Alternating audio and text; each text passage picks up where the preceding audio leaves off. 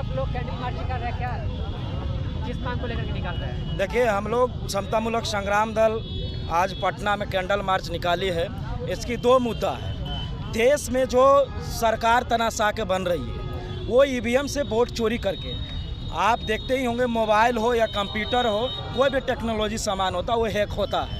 तो ये जो ईवीएम है वो भी हैक हो रही है। उसके विरोध में हम लोग कैंडल मार्च निकालें और आज ईवीएम दहन करेंगे। दूसरा मुद्दा है कि प्रमोशन में रिजर्वेशन में प्रमोशन, हमारे लोगों को जो चौकीदार है या जो है क्लर्क है तो उसको उसी पोस्ट पे छोड़ दिया जा रहा है सरकार के द्वारा।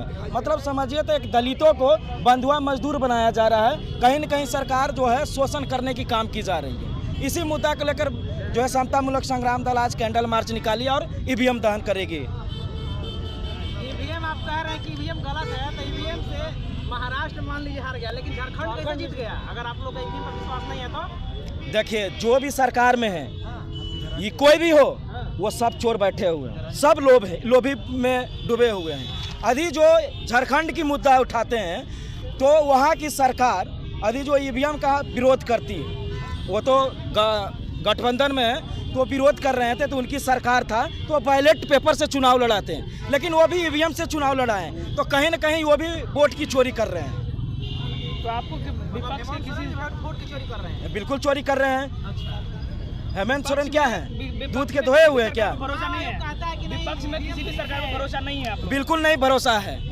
अरे भारत और बिहार में यदि जो परिवर्तन कर सकता है तो अम्बेडकरवादी ही कर सकता है, बाकी किसी के अंदर ये क्षमता नहीं है। क्योंकि हमारे महापुरुषों ने इस देश के लिए बहुत बड़ी बड़ी बलिदानियाँ दिया और त्याग दिया और इस राष्ट्र को बचाया है और राष्ट्र की धरोहर को आगे बढ़ाने की काम किया है। तो उसी सरकार बनाई है किसे बिहार में? 2025 में आपको दिखेगा ना कैसे हमारी नीति लक्ष्य और सिद्धांत है, उसी अनुसार हम बनाएंगे। ये लोकतंत्र है ना। ये पत्रकार महोदय ये नहीं कह दीजिए कि जिसकी सरकार वही बनेगा। ये बाबा साहब ने जब संविधान लागू हो रही थी तो बाबा साहब ने एक बात कही थी, याद रखनी पड़ेगी आपको, कि जाओ मैं तुम्हें गुलामी की आज से दास्तां से आज़ाद करता हूँ। अब रानी के पेट से बेटा जो है राजा पैदा नहीं होगा, आप बैलेट के पेपर के वोट से राजा पैदा होगा, ये याद रखना पड़ेगा। ईवीएम पे सवाल खड़ा कर रहे थे, आप लोकतंत्र बता रहे हैं तो ईवीएम पे सवाल होगा ही होगा ना। जिस तरीके के हमारे राष्ट्रीय अध्यक्ष जी ने बोले कि मनुस्मृति ने हमारे समाज को SC ST OBC 85% भाइयों के ऊपर अत्याचार किया गया, हमारी जो अधिकारों का हनन किया गया, उसी प्रकार आज जो गरीब गुरबा के नेता अभी जो खड़े भी होते हैं तो उनको जो है ईवीएम हैक कर करके हराया जा रहा है। अभी जो इनकी नीयत ही इतनी साफ है। नहीं भरोसा है नहीं तो फिर सरकार में आइए कैसे? ईवीएम जब तक सरकार में आइए तो हटेगी नहीं। ईवीएम देखिए बैलेट पेपर से होगी ना। ये लोकतंत्र है ना। नहीं चाहेगा तो बैलेट पेपर तो कैसे?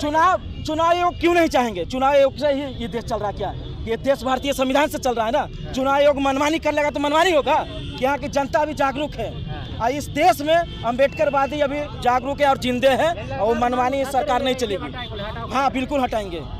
जंग छिड़ चुका है और पूरे प्रदेश में आपको दिखने को मिलेगा। बस।